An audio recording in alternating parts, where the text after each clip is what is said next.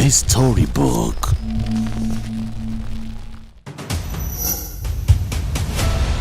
I want to tell you a story of El Patron Don Pablo, jina maarufu wanamuita Pablo Escobar.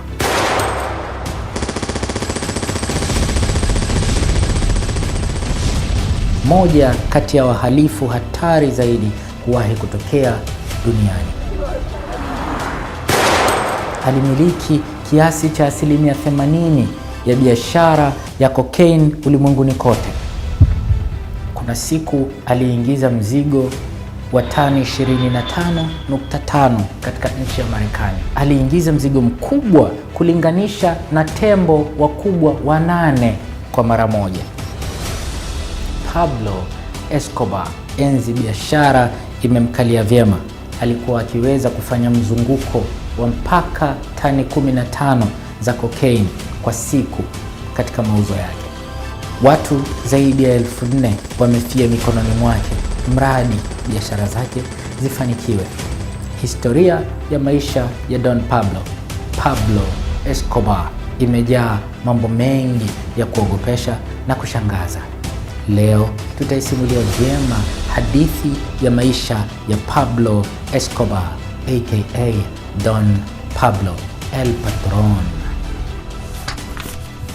The Storybook. Pablo Emilio Escobar Gaviria. Hilo ndio jina kamili la Pablo Escobar, ambaye baadaye dunia ilimpachika jina la King of Cocaine. Pablo alizaliwa Disemba 1 mwaka 1949 akiwa ni mtoto wa 3 kwenye familia ya watoto 7.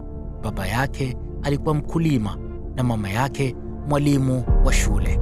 Na tangu utotoni, Pablo Escobar aliutamani utajiri na mafanikio makubwa. Simulizi zinasema akiwa na umri wa balehe, mara kadhaa Pablo aliwaambia ndugu zake na rafiki anataka aje kuwa na utajiri mkubwa maishani mwake. Ndoto za mafanikio makubwa kwa bahati mbaya hazikuendana na kiwango chake cha subira. Alitamani njia ya mkato kwenye kufanikiwa, hivyo ikamfanya ashindwe kumaliza chuo kikuu pale Latin American Autonomous University. Pablo aliacha masomo na kuanza kujiingiza katika biashara, na mara nyingi ikawa ni biashara haramu. Kuna wakati alifanya kazi kama mlinzi binafsi, yaani bodyguard. Lakini miongoni mwa biashara zake haramu za kwanza kabisa, akiwa kijana chini ya umri wa miaka 21, ilikuwa ni kutengeneza vyeti bandia vya stashahada vya chuo alichokuwa anasoma, na akawa anaviuza vyeti hivyo kwa watu waliohitaji kwa ajili ya kwenda kutafuta ajira. Na pia Pablo alijihusisha na biashara haramu ya kusambaza mizigo ya sigara zilizokuwa haziruhusiwi kule Colombia, sigara za Marlboro. Lakini pia Pablo Escobar alijihusisha na biashara haramu ya wizi wa magari. Angali kijana mdogo wa miaka 26 hivi, Pablo kwa hizo biashara zake haramu aliweza kufanikiwa kuweka benki kiasi cha pesa milioni 100 za Colombia. Kwa hili likatia mizizi moyoni mwake, mizizi ya imani kuwa njia ya uhalifu aipitayo ni njia sahihi kuyafikia yale mafanikio aliyokuwa akiyaota tangu siku za utotoni mwake. Basi zamani, miaka ya 1970, mamlaka ya kupambana na matumizi ya dawa za kulevya, Drug Enforcement Agency ya Marekani, DEA, walitangaza vita kubwa kupambana na matumizi na uingizaji wa dawa za kulevya aina ya heroin katika nchi ya Marekani. Kwa tathmini za DEA, walidhani heroin ndiyo yalikuwa madawa hatari, na walidhani kuwa cocaine haikuwa na uwezo wa kuleta uteja au kumfanya mtumiaji kubadilika na kuwa mhalifu. Lakini hili lilikuwa ni kosa kubwa sana. Pablo aliona mwanya na udhaifu wa DEA. Pablo alifahamu zaidi kuhusu ulimwengu wa mihadarati kuliko DEA. Alichokiona Pablo Escobar ni uwezekano wa kuifanya cocaine kuwa moja ya madawa ya kulevya yenye soko zaidi Amerika ya Kaskazini. Katika kipindi hiki kulikuwa na watumiaji wachache sana wa cocaine kule Marekani, lakini Pablo aliona fursa ya kuifanya cocaine kuwa moja ya madawa yenye kuhitajika sana Marekani na ulimwenguni kote kwa ujumla. Pablo alitafiti na kugundua zao la coca linalolimwa kule Bolivia, na akagundua coca ya Bolivia ni bora zaidi kuliko coca inayolimwa kule Colombia. Pablo akadhamiria kuingia kwenye biashara ya cocaine na akaona ni lazima bidhaa yake iwe ni bora zaidi kuliko cocaine ile iliyozoeleka kutumika kule Colombia. Mwaka 1975 Pablo Escobar alisafiri mpaka Bolivia. Huko akakutana na Roberto Suarez Gomez, ambaye marafiki zake walipendelea kumwita El Padrino, yaani The Godfather, kiongozi wa genge lililoitwa The Corporation. Huyu Suarez alikuwa ndiye mtu pekee anayeendesha na kuratibu uzalishaji wa zao la coca katika nchi ya Bolivia na Peru. Kipindi hiki Suarez tayari alikuwa na mtandao mkubwa katika Amerika ya Kusini na alikuwa na jina kubwa, ushawishi na nguvu ya kijeshi. Hivyo haikuwa kazi rahisi kwa kijana Pablo kumshawishi Suarez akubali kufanya naye biashara. Huyu Suarez alikuwa na nguvu kiasi kwamba alikuwa na jeshi lake binafsi la anga na wanajeshi wa miguu wapatao 1500 hivi, ambao walipatiwa mafunzo ya kijeshi kule Libya. Lakini Pablo, kwa ujanja aliokuwa nao kwenye ulimwengu wa uhalifu, aliweza kumshawishi Suarez kwa mkakati wake wa kuliteka soko la cocaine kule Marekani, mkakati ambao ukamwonyesha Suarez atapata utajiri wa kupindukia kama atakubali kufanya biashara na Pablo. Pia Pablo akampa wazo Suarez ya kwamba watengeneze ushawishi serikalini, na Suarez akafanikiwa kumpenyeza mdogo wake serikalini. Huyo mdogo wake Suarez akawa ni waziri wa mambo ya ndani. Kwa hivyo, kwa cheo hiko akawa huyo bwana, vyombo vyote vya ulinzi na usalama viko chini ya milki yake. Kisha kwa ujasiri wa Pablo Escobar akasisitiza Suarez ahakikishe wanakutana na kiongozi wa Cuba, Fidel Castro, ili wamuombe awe mshirika wao. Kweli Pablo na Suarez wakafanikiwa kukutana na Fidel Castro, na ombi lao kubwa kwake lilikuwa ni kuwaruhusu kupitisha mizigo yao ya madawa ya kulevya katika nchi yake Cuba na nchi za jirani pasipo bughudha. Historia inasema Fidel Castro akawakubalia kwa masharti mawili. Moja ni kwamba atakuwa anawachaji mamilioni ya dola za Marekani kwa kuwapa upendeleo huo, na pili, mihadarati hiyo isiuzwe ndani ya Amerika ya Kusini, bali isafirishwe na kwenda kuuzwa Marekani ya Kaskazini, ambapo Fidel Castro alisisitiza kuwa atafurahi akiona vijana wa mabepari wa Marekani wakiharibika kwa mihadarati. Baada ya cocaine kutoka kwa Pablo kuingia kwenye soko la Marekani, uhitaji na biashara ya cocaine ikastawi mno, na sasa Pablo Escobar akaanzisha rasmi genge lake la biashara ya mihadarati na akaliita Medellin Cartel. Pablo akatengeneza mtandao madhubuti wa wasambazaji wa mihadarati yake katika miji ya Florida na California pamoja na majimbo mengine ya Marekani. Pablo Escobar alipania haswa kuliteka soko la cocaine Amerika ya Kaskazini, na hii ilijidhihirisha kutokana na juhudi zake alizozifanya kibiashara ili kwa muda wote awe hatua kadhaa mbele tofauti na washindani wenzake wa kibiashara, ili kufanikisha usafirishaji wa mizigo yake kwa ufasaha na uhakika zaidi. Pablo Escobar alinunua ndege za mizigo zipatazo 15 za ukubwa wa kati, na pia akanunua helikopta si chini ya 6. Pia alinunua nyambizi ndogo 2 na nyambizi hizi akazitumia kwa ajili ya kusafirishia mizigo mikubwa ya mihadarati. Hadi kufikia mwaka wa 1985, Pablo Escobar alikuwa anasafirisha takribani tani 70 mpaka 80 za cocaine kwa mwezi, na alikuwa ameshikilia 80% ya soko la cocaine kule Marekani. Na katika kipindi hiki genge lake la Medellin Cartel lilikuwa linaingiza kipato cha dola za Kimarekani milioni 70. Kwa sasa ni sawa na zaidi ya bilioni 162 na milioni 291 za Kitanzania. Na mapato yao kwa mwaka mzima yalifikia dola bilioni 21.9, sawa na zaidi ya shilingi trilioni 48 na milioni 687 za Kitanzania.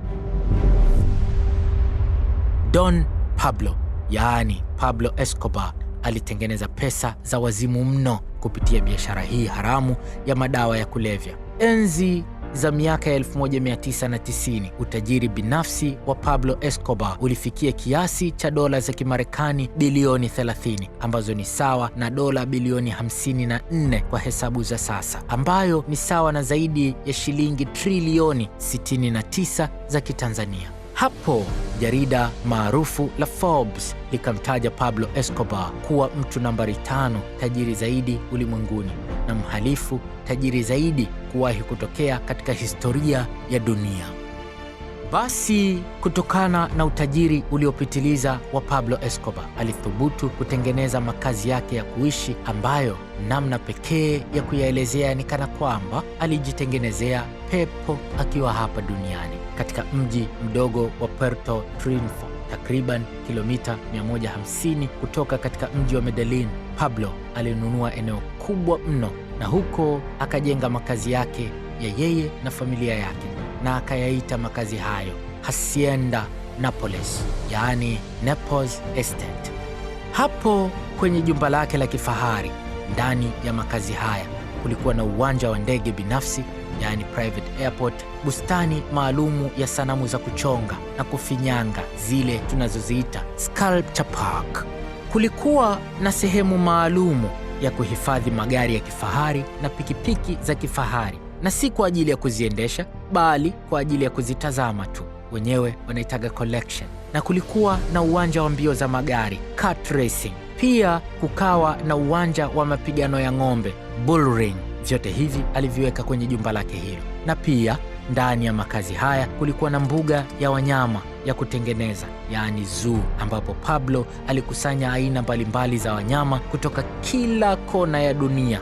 Katika geti la kuingilia kwenye jumba la Pablo Escobar, sehemu ya juu ya geti ilining'inizwa ndege halisi kabisa, yaani ndege iliyokuwa na uwezo wa kusafirisha abiria. Ila yeye Pablo Escobar akaiweka hapo ndege hiyo kama urembo tu. Ilikuwa ni ndege ambayo pia ina historia katika maisha yake. Ni ndege aina ya Piper PA-18 Super Cub yenye nambari ya mkia HK617P, na hii ndiyo ilikuwa ndege ya kwanza aliyoitumia Pablo kuingizia mzigo wake wa kwanza wa cocaine katika nchi ya Marekani.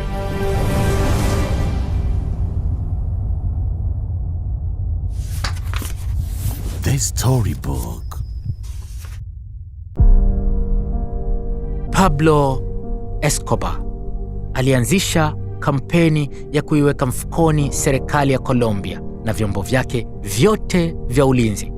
Pablo alikuwa na kauli mbiu plata o plomo, silver or lead, yani fedha au risasi.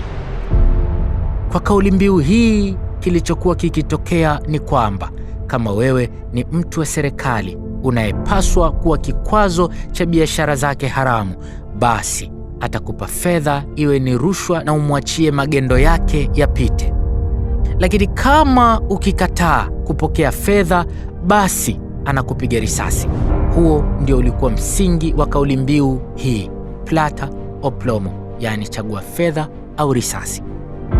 Sera hii ilimfanya Pablo aogopwe na watendaji wengi wa serikali pamoja na vyombo vya usalama, na ikapelekea wengi kukubali plata, yaani fedha, wakihofia kupoteza maisha yao. Hii ikamsaidia Pablo Escobar kuwa na vibaraka wengi katika serikali na vyombo vya ulinzi kule Colombia. Lakini sera hii iligharimu maisha ya watu wengi sana, wale ambao walikataa kupokea fedha kutoka kwa Pablo. Pablo aliua zaidi ya watu 4,000 waliotaka kuwa kikwazo kwake au wale wengine waliokuwa maadui zake. Watu hao ilihusisha majaji 200 wa mahakama, maafisa wa polisi si chini ya 1,000, na wengine wakawa waandishi wa habari na maafisa wengine wa serikali. Historia inakumbuka mwaka wa 1985 ambapo Pablo Escobar alivamia mahakama kuu ya Colombia baada ya mabishano ya muda mrefu bungeni kuhusu vifungu vya kikatiba vinavyokataza raia wa nchi ya Colombia kukabidhiwa kwa nchi nyingine na ahukumiwe huko, yaani extradition. Suala hili lilikuwa linamlenga moja kwa moja Pablo Escobar, kwani serikali ya Colombia ilikuwa inapewa shinikizo kubwa na Marekani ya kwamba wafanye marekebisho ya katiba ili iruhusu raia wa nchi hiyo ambaye ni mhalifu kukabidhiwa kwa nchi ya kigeni. Haya yalikuwa ni maandalizi endapo itatokea Pablo Escobar akikamatwa, basi aende akahukumiwe Marekani, kwa maana wa Marekani wanajua uovu aliokuwa akiwatendea wa kuimwaga cocaine katika mitaa ya miji ya nchi hiyo.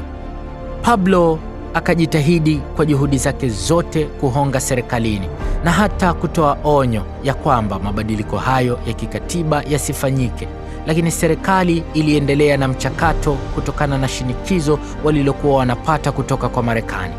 Inasimuliwa kwamba Pablo Escobar alikuwa akiapa mbele za watu wake wa karibu ya kuwa kamwe hatokubali kufungwa katika nchi ya Marekani, na alikuwa na msemo anaopenda kuusema: ni heri kuwa kaburini Colombia kuliko kuwa hai kwenye gereza la Marekani.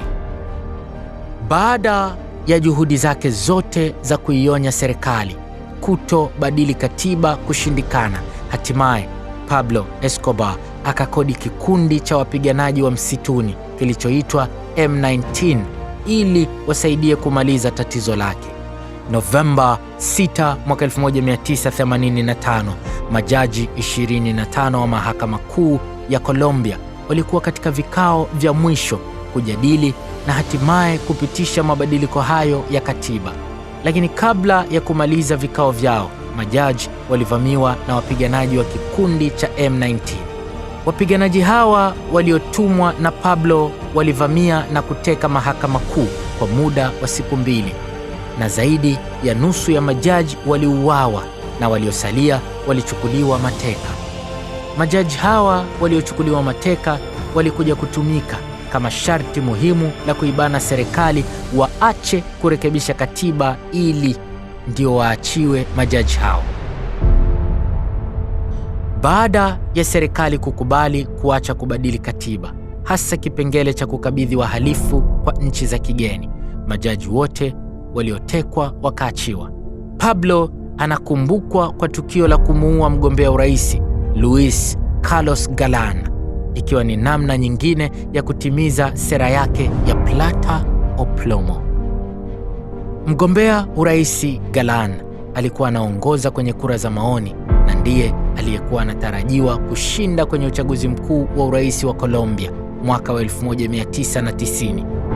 Lakini moja ya sera kubwa aliyokuwa anaihubiri kila kona ya nchi ilikuwa ni kupambana na magenge ya mihadarati, hasa akilenga genge la Medellin Cartel na kiongozi wake Pablo Escobar. Pablo alimtumia barua kadhaa ambazo ziliwekwa nje ya nyumba yake kwenye kisanduku cha barua akimuonya na kumtaka aachane na sera hiyo, lakini bwana Galan aliendelea kushikilia msimamo wake. Akiwa katika kampeni, bwana Galan siku moja alifika kwenye mji wa Medellin ambapo Pablo alikuwa na ushawishi mkubwa, na huko ndiko alikokuwa akitokea. Na hapo kukawa na wananchi ambao wakajaribu kumuua Galan kwa kumrushia guruneti la kutupa kwa mkono, yaani bomu la kutupa kwa mkono, lakini kwa bahati nzuri bwana Galan akasalimika. lakini Pablo mwenyewe sasa akaingia kazini na kukodi wadunguaji maalum kufuatilia nyendo za Galan, na akawapa amri ya kumtandika risasi. Wiki chache baadaye, akiwa kwenye kampeni katika mji wa Saocho, Galan alipanda jukwaani kuhutubia akiendelea na kampeni zake. Lakini kabla hata hajatoa salamu kwa wafuasi wake, Galan alitandikwa risasi na kupoteza maisha papo hapo. Lakini hata kwa unyama huu, bado Pablo Escobar alikuwa ni kipenzi cha raia wengi wa Colombia, kwani Pablo Escobar ni mtu mwenye kusaidia maskini kule Colombia, pengine kuliko hata serikali yenyewe. Pablo alijitolea sana katika kuboresha huduma za jamii, kama vile kujenga mahospitali, akajenga mashule, nyumba za wazee. Pablo Escobar akajenga maelfu ya nyumba za kuishi kwa ajili ya maskini, na akawekeza fedha nyingi kujenga miundombinu ya kanisa Katoliki na nyumba za kuabudia. Pia Pablo akajenga vituo vya kuendeleza watoto katika mpira wa miguu, na akafadhili klabu mbalimbali za wakubwa za mpira wa miguu, na alijenga viwanja vya kisasa kabisa vya mpira na michezo mingine. Ilifikia hatua Pablo alikuwa akiwapa fedha wakazi wa mji wa Medellin ili waweze kutatua shida zao mbalimbali. Haya yalifanya wananchi wampende na kufumbia macho uhalifu wote aliokuwa akiutekeleza. Huko Medellin anakotokea, ilifikia hatua wananchi wote walikuwa ni walinzi wake binafsi.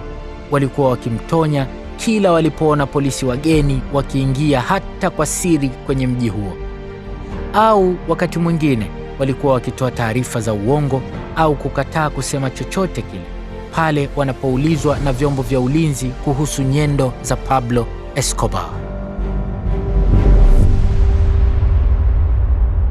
Lakini baada ya Pablo kumuua yule mgombea urais Galan, rais ambaye alishinda uchaguzi baadaye, yeye akaamua kuingia dili na Pablo Escobar. Rais huyo akampa ofa Pablo ya kwamba asalimu amri na kusimamisha shughuli zake zote za kihalifu, na endapo atafanya hivyo, basi rais akamwahidi kuwa atampunguzia ukali wa hukumu juu ya yale makosa yote aliyonayo, lakini pia akamwahidi kupata kifungo chenye huduma nyingi za upendeleo. Sehemu moja ya upendeleo huo ikawa ni kwamba Pablo Escobar atajenga gereza lake mwenyewe ambalo litakuwa ni jumba la kifahari, na kisha ndiyo atakaa humo kwa muda wa kifungo atakachotumikia. Gereza hilo wakaliita La Catedral, kwa Kiingereza The Cathedral, yaani kanisa kuu. Basi Pablo akajenga gereza hilo la kifahari ambalo ndani yake likawa na kasino, likawa na night club, na likawa hata na spa. Kama hiyo haitoshi, gereza hili lilikuwa na uwanja wa mpira wa miguu, lilikuwa na bafu lenye jakuzi, likawa na baa tena ya kisasa kweli kweli, lilikuwa na maporomoko ya maji, waterfalls yaliyobuniwa kiustadi, na pia chumba cha selo cha kulala Pablo katika gereza hilo kilikuwa na kitanda kikubwa cha duara chenye kuzunguka hivi, tena na kukawa na televisheni kubwa mbele. Gereza hili lilikuwa ni tofauti kabisa na magereza yote ambayo umewahi kuyasikia, kwani gereza hili licha ya kuwa mali ya serikali, lakini michoro yake ilichorwa na kubuniwa na mfungwa mwenyewe, yaani ilichorwa kwa mapenzi ya vile alivyotaka Pablo Escobar.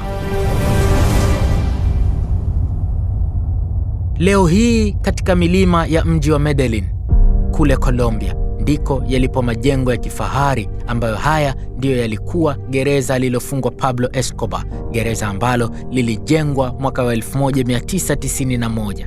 Kama hii haitoshi, kwenye gereza hilo pia kulikuwa na chumba maalum cha michezo ya watoto ambacho alikiandaa kwa ajili ya watoto wake nyakati zote ambazo watakuja kumtembelea kule gerezani. Na pia ndani ya gereza hilo kulikuwa na darubini kali, telescope, ya kumwezesha mfungwa huyo kuangalia katika mji wa Medellin ambako familia yake iliishi, na kila siku ya jioni walitoka nje kibarazani kuongea naye kwenye simu, huku akiwatazama kwa darubini hiyo kubwa. Hakika gereza hili lilikuwa ni anasa tupu na si mateso wala adhabu kwa Pablo Escobar, kwani hata askari magereza ambao walikuwa wanalinda gerezani humo walichaguliwa na mfungwa mwenyewe.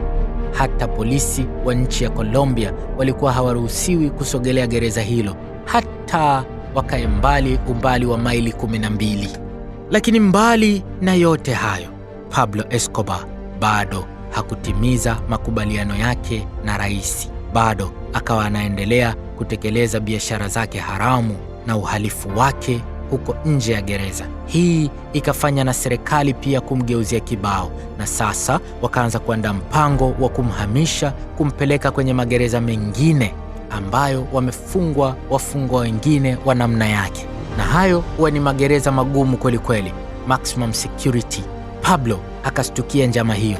Julai 1992, Pablo akiwa ameshatumikia kifungo kwa mwaka na mwezi mmoja, akatoroka na kuanza kuishi kwa kukimbia mafichoni, akiikwepa mikono ya serikali. Muosha huoshwa.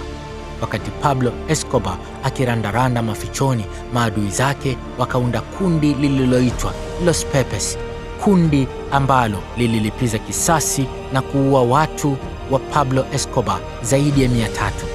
Pablo hakuwa hatarini akiwindwa na polisi tu, bali hata maadui zake. Akalazimika kuranda, kukimbia yeye na familia yake. Miezi 16 tangu alipotoroka kutoka gerezani, Pablo Escobar hatimaye akanaswa na polisi baada ya kumfuatilia kupitia mawasiliano ya radio call. Disemba 2 mwaka 1993, polisi wakambananisha Pablo Escobar juu ya jengo moja la ghorofa. Huko wakashambuliana sana kwa risasi.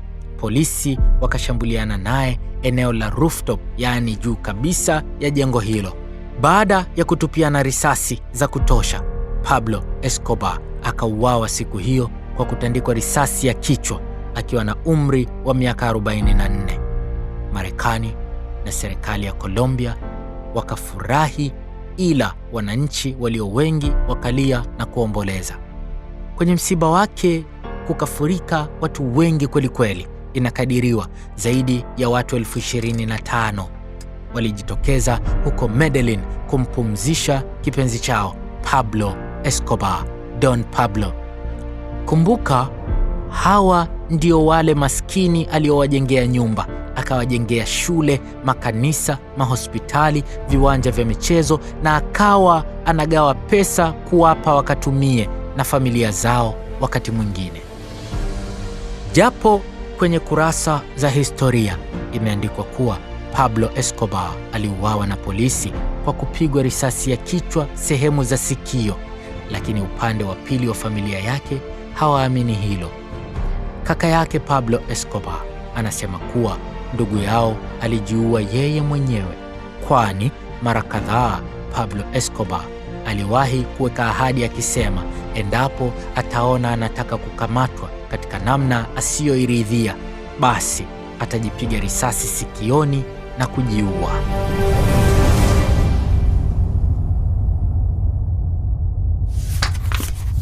The Storybook. Mengi ya uovu kumhusu Pablo Escobar tumeyazungumza, lakini Pablo Escobar pale kijiji anakotokea Medellin wanamtamka kama miongoni mwa watakatifu.